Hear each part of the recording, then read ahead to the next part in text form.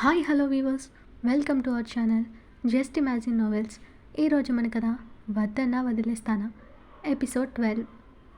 రుద్ర శివానీని అలాగే చూస్తూ, నీ ఫ్రస్ట్రేషన్ని మరోలా తీర్చుకునే మార్గం చెప్పనా అంటూ తన దగ్గరగా వచ్చి గుసగుసగా, నీ పెదాలతో నా పెదాలని లాక్ చేసావంటే మైండ్లో ఉండే నీ స్ట్రెస్ అంతా ఆ కిస్తో నేను పోగొడతాను. ట్రై చేద్దామా అని హస్కీ వాయిస్తో అడుగుతాడు రుద్ర. ఆ మాటకి శివాని కళ్ళు ఇంతింత చేసుకుని రుద్రని చూస్తూ, చిచ్చి, ఏం మాట్లాడుతున్నారు సార్? నేనెవరో మీరెవరో మర్చిపోయారా ఏంటి? కిస్ అది ఇది అంటున్నారు అని కోపంగా అడిగింది శివాని. నాకేమీ మతిమరుపు రాలేదు మిస్ శివాని అని మిస్ అనే పదాన్ని ఒత్తి పలుకుతూ, నువ్వొక అమ్మాయివి, నేనొక అబ్బాయిని, సో కిస్ చేసుకోవడం తప్పు కాదు కదా. కిస్ ఒకటే కాదు, ఇంకా ముందుకు వెళ్ళడం కూడా తప్పు కాదేమో అంటూ తన నడుముని చుట్టి దగ్గరకు లాక్కున్న రుద్ర హస్కీ వాయిస్తో, చెప్పు శివ, నీ ఫ్రస్ట్రేషన్ ఆవేలో తగ్గించనా అని అడిగాడు రుద్ర. శివాని తడబడిపోతూ, సార్, ఏం మాట్లాడుతున్నారు మీరు? మీరు నన్ను కిస్ చేయమనడమే చెండాలమంటే ఇంకా ముందుకు వెళ్తా అంటున్నారు దారుణంగా. నన్ను కూడా మీతో వచ్చే ఆ టైప్ గర్ల్ ఫ్రెండ్ అనుకుంటున్నారా ఏంటి? నాకు అలాంటి పాడలవాట్లు లేవు అని శివాని కోపంగా అడుగుతూ రుద్రకి దూరం జరగబోయింది. రుద్ర ఆమెని వదలకుండా మరింత దగ్గరకు లాక్కుని సాగతీస్తూ, ఆహా, అవునా, నిజమా? పోనీ ఒకటి చెప్పు, నువ్విప్పటిదాకా ఎన్నిసార్లు కిస్ చేశావు అని కన్నింగ్ స్మైల్తో అడిగాడు రుద్ర. శివాని ఉలిక్కిపడి, సార్ వదలండి, ఇవాళ మీకేదో అయింది, నాకు పనుంది, స్కూల్కి వెళ్ళాలి, బన్నీని రెడీ కూడా చేయాలి అంది శివాని రుద్ర నుండి తప్పించుకోవడానికి చూస్తూ. నీ స్కూల్కి చైర్మన్ నేను, కావాలంటే ఈరోజు స్కూల్కి లీవ్ ఇచ్చేయగలను, ముందు నేను అడిగిన దానికి ఆన్సర్ చెప్పు అని అడుగుతూ ఆమె చెంప మీద పడుతున్న హెయిర్ని వేలితో సవరించాడు రుద్ర. అతని చూపులను పట్టించుకోక, ఛీ, నేనెవరిని కిస్ చేయలేదు ఇప్పటిదాకా అంది మొహం వికారంగా పెట్టిన శివాని. రుద్ర పెదాల్లో స్మైల్ వచ్చింది. శివాని బుగ్గలు లాగి తనని వదిలేసి దూరం జరిగిన రుద్ర, నీతో నేను చాలా మాట్లాడాలి, కానీ ఇప్పుడు నాకు టైం లేదు, తర్వాత మాట్లాడతాను. నువ్వు బన్నీ రెడీ అయిపోయి కింద వెయిట్ చేయండి, నిన్ను బన్నీని స్కూల్లో వదులుతాను, నాకు అక్కడ చిన్న పని ఉంది అన్నాడు అతను ప్యాంట్ తీసుకుని డ్రెస్సింగ్ రూమ్ వైపు వెళ్తూ. శివాని అక్కడి నుండి బయటకు వస్తూ మనసులో, ఇప్పుడు ఈయన గారు నాకు తోకలాగా రావడం దేనికో, నాటకాలు కాకపోతే అని తిట్టుకుంటూ ఎదురుగా వస్తున్న స్నేహని చూడకుండానే గుద్దేసింది. అబ్బా అని నుదురు మీద చేయి వేసి రుద్దుకుంటూ తనలాగే పడిపోయిన స్నేహని చూసి, సారీ స్నేహ గారు, చూసుకోలేదు, ఏదో ఆలోచిస్తూ మీకు డాష్ ఇచ్చాను, సారీ అంది శివాని ఫీల్ అవుతూ. స్నేహ కూడా సారీ చెప్తూ, నేను కూడా చూసుకోలేదులే టీచర్, తప్పు ఇద్దరిది ఉంది అని నవ్వుతో లేచి తన రూమ్లోకి వెళ్ళిపోయింది స్నేహ. ఈ మహానుభావుడి గురించి తలుచుకున్నా చాలు ఏదో ఒక గడబిడవుతుంది అని రుద్ర మీద చిరాకు పడుతూ తన హౌస్కి వెళ్ళిపోయింది శివాని. రుద్ర కిందకి వస్తూ అప్పుడే బయటకు వెళ్తున్న శివానిని బ్యాక్ సైడ్ నుండి చూసి నవ్వుకుంటూ, నీకు ఈరోజు నా చేతిలో ఉందే, ఇన్ని రోజులు నువ్వు వాడిన అబద్ధాలన్నిటినీ నీ నోటితోనే అవి అబద్ధమని చెప్పిస్తాను చూడని కన్నింగ్ స్మైల్తో అనుకున్నాడు అతడు. బన్నీ లేచి చక్కగా స్నానం చేసి రెడీగా యూనిఫామ్ కూడా వేసుకుని కూర్చుని ఉన్నాడు శివాని వచ్చే వరకు. శివానీని చూడగానే, మమ్మ, నువ్వెందుకు అక్కడికి వెళ్ళావు అని కోపంగా అడిగాడు బన్నీ శివానీని. దానికి తను నవ్వుతూ, కొడుకుకి ముద్దులు పెట్టి వచ్చేసాను కదా కన్నయ్య, నీకోసం టిఫిన్ తీసుకువస్తాను ఆగు అంటూ కిచెన్లోకి వెళ్ళింది. నువ్వు నవ్వుతూ ముద్దులు పెట్టి నాకు ఆన్సర్ చేయడం ఎస్కేప్ చేయకు మమ్మా అంటూ బన్నీ సీరియస్గా తన వెనకే కిచెన్లోకి వచ్చాడు. శివాని నవ్వుతూ వెనక్కి తిరిగి బన్నీని చూసి, నీ రౌడీతనం నాకు తెలుసులే కన్నయ్య, నేను ఆన్సర్ ఇవ్వకుంటే నువ్వు అంత ఈజీగా వదులుతావా అని అడుగుతూ స్టవ్ ఆన్ చేసి వంటకి రెడీ చేస్తూ, ఇంతకు ముందులా రోజు ఎవరు వచ్చి మనల్ని ఏమంటారో అనే భయం లేకుండా ఇక్కడ ప్రశాంతంగా మనం ఉండడానికి ఇల్లిచ్చారు. మనకు ఎవరితో ఏ ప్రాబ్లం రాకుండా సెక్యూరిటీ ఇస్తున్నారు కదా నాన్న. వాళ్ళు నాకు పనిష్మెంట్ అని చెప్పి చేయమన్న పనులు అన్నీ నేను శిక్ష అనుకోవడం లేదు, కృతజ్ఞతగా భావించి చేస్తున్నాను. నువ్వు కూడా కోపంగా కాకుండా కాస్త రెస్పెక్ట్ ఇవ్వు బంగారం అందరికీ. లేదంటే నిన్నేమీ అనకపోయినా నేను ఇలా పెంచానని ఎవరైనా నన్ను తిట్టుకుంటారు కదా. అందుకని ఈ అమ్మ కోసం ఏది మనసులో పెట్టుకోకు.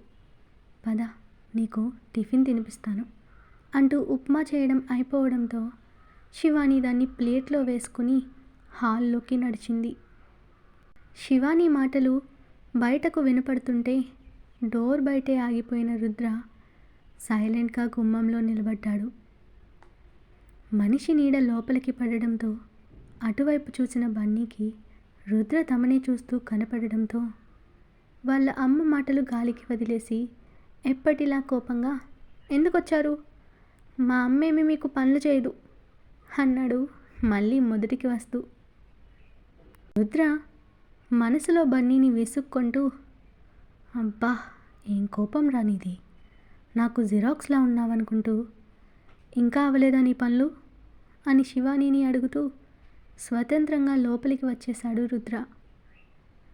బన్నీ మొహం మండించుకుంటూ, అమ్మా ఆయనకి చెప్పు నువ్వెక్కడికి రావడం లేదని అని కోపంగా చూశాడు రుద్ర వైపు.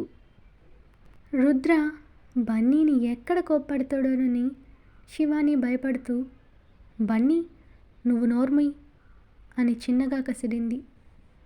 రుద్ర మాత్రం బన్నీ వైపు కూల్గా చూస్తూ, నేను మీ అమ్మతో పనులు చేయించడానికి రాలేదులేరా బుడంకాయ్.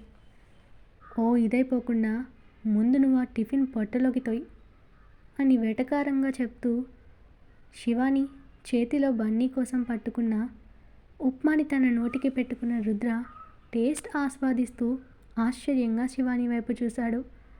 ఇది వరకు కూడా అతను తిన్నట్టు సేమ్ టేస్ట్ గుర్తుకు రావడంతో డౌట్గా శివాని వైపు చూసి, ఏయ్ నిజం చెప్పు, ఇది నువ్వు చేసిందేనా అని రుద్ర అడిగాడు. తన తల్లి చేతిలో టిఫిన్ రుద్ర తినడంతో ఉడుక్కుంటున్న బన్నీ, మా ఇంట్లో మీ ఇంటిలో వంట మనుషులు లేరు, మా అమ్మే వంట చేస్తుంది, ఈ ఉప్మా కూడా మా అమ్మే చేసిందని బన్నీ అన్నాడు. హషబ్బా, వీడికి అనవసరంగా కోపం తెప్పించి శత్రువుని చేసుకున్నానా అని నిట్టూరుస్తూ బన్నీ వైపు చూసి, రే నాన్న, నువ్వు నన్ను విలన్లా చూడడం ఆపరా బాబు, నీ కోపం చూసి నా గుండె తట్టుకోలేకపోతుంది అన్నాడు రుద్ర బన్నీని రిక్వెస్ట్ చేస్తూ. రుద్ర మాటలకి శివాని పుసుక్కున నవ్వింది. వెంటనే ఆమె వైపు కోపంగా చూస్తూ, నీ పని తర్వాత చెప్తానే అని చిన్నగా బెదిరించాడు రుద్ర శివానీని.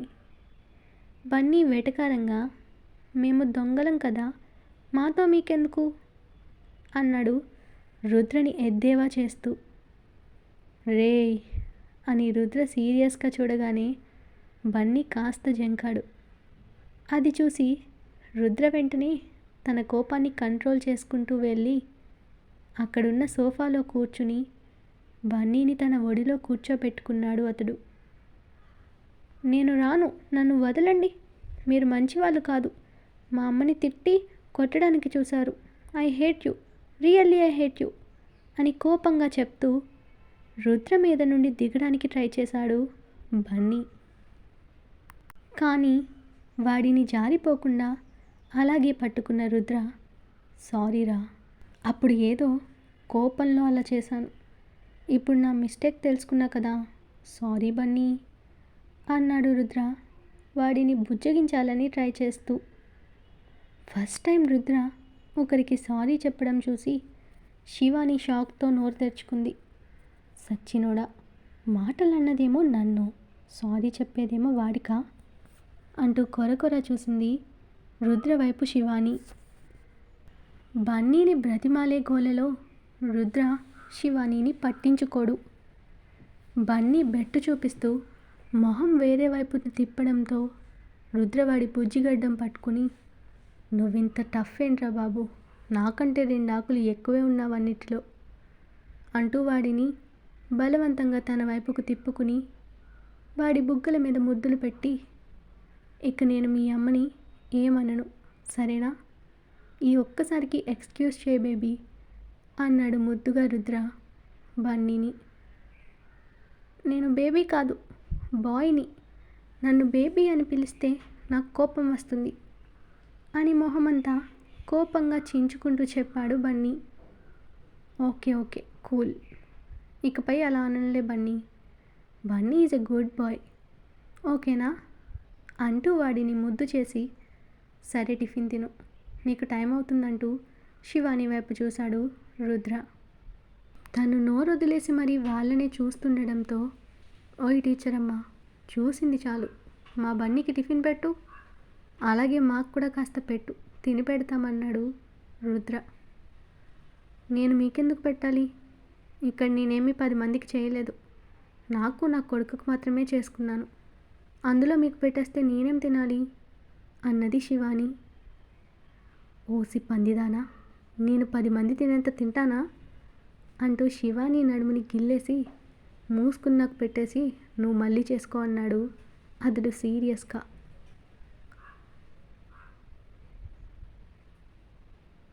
బన్నీ రుద్రపై ఉన్న కోపం తీరిపోవడంతో అతనిపై జాలి చూపిస్తూ, పోనీ తనకు కూడా కాస్త టిఫిన్ పెట్టు మమ్మీ, పాపం వాళ్ళ ఇంట్లో వంట నచ్చలేదేమో, నువ్వు బాగా చేస్తావు కదా అందుకే అడుగుతున్నట్టున్నాడు అని బన్నీ చెప్పగానే రుద్ర మురిసిపోతూ, మై హీరో లవ్లీ బాయ్ అంటూ వాడిని ముద్దు పెట్టి శివానీని చూసి, పసివాడికి ఉన్న ఇష్టం కూడా నీకు నా మీద లేదే పీనాసిదానా అంటూ శివాని చేతిలోని ప్లేట్ లాక్కుని వెళ్ళి, వంట చెయ్యి, బన్నీకి నేను పెడతానని రుద్ర చెప్పడంతో శివాని ఇంకేమీ అనలేక మూతి తిప్పుకుంటూ కిచెన్లోకి వెళ్ళి బాక్స్కి చేసుకున్న అన్నం కూరలోనే కాస్త మిగిల్చినది తినేసి వాళ్ళు కూడా తినడం అయిపోవడంతో బన్నీ స్కూల్ బ్యాగ్లో లంచ్ బాక్స్ పెట్టి తన హ్యాండ్ బ్యాగ్ అందుకుని బయటకు వస్తూ, బన్నీ బయలుదేరదామా అని అడిగింది శివాని. బన్నీని ఎత్తుకున్న రుద్ర, మేము కారు దగ్గర ఉంటాం, త్వరగా వచ్చి తగలడు, సోకులు చేసుకుంటూ లేట్ చేసావంటే నీకుంటుంది నా చేతిలో అని బెదిరించి వెళ్ళిపోయాడు రుద్ర. సచ్చినోడా, నేనెక్కడ సోకులు చేసుకున్నానురా, కనీసం మొహానికి పౌడర్ కూడా రాయలేదే అని రుద్రని తిట్టుకుంటూ బయటకు వచ్చిన శివాని ఇంటికి లాక్ చేసి రుద్ర వైపు కొరకొర చూస్తూ వచ్చి కారులో కూర్చుంది. ముందు రుద్ర తన పక్కన బన్నీ ఉండడంతో శివాని వెనక ఎక్కింది. వాసు బాల్కనీలో నుండి రుద్ర అంత ఉదయాన్నే శివాని ఉంటున్న ఇంటికి వెళ్ళిన దగ్గర నుండి వాళ్ళు కలిసి అతని కారులో వెళ్ళడం వరకు చూస్తూ మనసులో, వీళ్ళ మధ్య ఏదో ఉంది కానీ బయటకు శత్రువుల్లాగా ఉంటున్నారు అనుకొని, అప్పుడే స్నేహ కూడా ఆఫీస్కి తన స్కూటీలో వెళ్ళడం చూసి ఇదెక్కడికి పోతుంది అనుకున్నాడు వాసు. రుద్ర డ్రైవ్ చేస్తూ మిర్రర్ నుండి శివానీని చూసి, బన్నీ, నీకు మీ అమ్మ మీ నాన్న గురించి ఏం చెప్పింది, తను ఎక్కడుంటాడు అని కావాలని అడుగుతాడు రుద్ర. ఆ మాటకి ఉలిక్కిపడి చూసింది శివాని. బన్నీ బాధగా ఫేస్ పెట్టి, మా డాడ్ ఎక్కడో బయట జాబ్ చేస్తూ ఉంటాడంట, నా దగ్గరికి ఇప్పటిదాకా రాలేదు, నేను మా అమ్మే ఉంటాము, కానీ నాకు మా డాడ్తో కలిసి ఉండాలని ఉంది, అందరి పిల్లలు తమ పేరెంట్స్తో హ్యాపీగా ఉంటే చూసిన ప్రతిసారి అనిపిస్తుంది నాకు మా డాడీ కావాలని, కానీ మా డాడ్ నా కోసం బాగా డబ్బులు సంపాదించాలని వేరే దేశం వెళ్ళాడంట. పాపం ఆయన ఉన్న చోట ఫోన్ కూడా ఉండదంట అని బెంగగా చెప్తున్న బన్నీ మాటలకు శివాని కళ్ళల్లో నీళ్లు తిరిగాయి. వాటిని రుద్ర చూడకూడదు అని తుడిచేసుకుంది. కానీ రుద్ర ముందు తన ముందున్న మిర్రర్ నుండి శివాని ఫీలింగ్స్ గమనిస్తూనే ఉన్నాడు. బన్నీ తల మీద చేయి వేసి నిమురుతూ, డోంట్ వరీ బన్నీ, మీ డాడ్ ఎక్కడ ఉన్నా నేను తీసుకువస్తాను అని ఓదారుస్తూ ఓరకంట శివాని వైపు చూశాడు రుద్ర.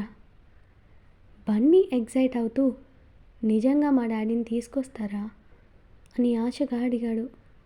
రుద్ర మాటలకి టెన్షన్తో చీర కొంగు నలిపేస్తూ రుద్రని కోపంగా చూసి, పసివాడి ఫీలింగ్స్తో ఆడుకోకండి సార్ అన్నది శివాని చిన్నగా. ఇందులో నేను ఆడుకునేదేముంది? వాడి నాన్న ఎక్కడుంది నాకు చెప్పు, నేను ఎలాగైనా అతడిని తీసుకొచ్చే ఏర్పాట్లు చేస్తానంటున్నాను. తప్ప బన్నీ అని ఇన్నోసెంట్గా అడుగుతాడు రుద్ర. వాడు లేచి శివాని వైపు తిరిగి చూస్తూ, మమ్మ నువ్వు డాడ్ ఉన్న ప్లేస్ చెప్పు, హీరో నా కోసం నాన్నని రప్పిస్తాడంట అని వాడు ఆశగా అడుగుతుంటే శివాని కన్నీళ్లతో వాడి చెంపనిమిరి కష్టంగా అబద్ధం చెప్తూ, అలాగే నాన్న చెప్తాను అని వాడికి చెప్పి కోపంగా రుద్ర వైపు చూసింది. Thanks for watching. ఈ స్టోరీ మీకు నచ్చినట్టయితే లైక్ చేసి కామెంట్ చేయండి. అలాగే ఇలాంటి స్టోరీల మీద ఇంట్రెస్ట్ ఉన్న వారికి షేర్ చేయండి. ఈ స్టోరీ వినాలి అనుకుంటే సబ్స్క్రైబ్ చేసుకుని బెల్ ఐకాన్ మీద క్లిక్ చేసి ఆల్ అనే ఆప్షన్ని ఆన్ చేసుకోండి. అప్పుడే నేను ఇచ్చే ప్రతి అప్డేట్ మీకు టైంకి చేరుతుంది.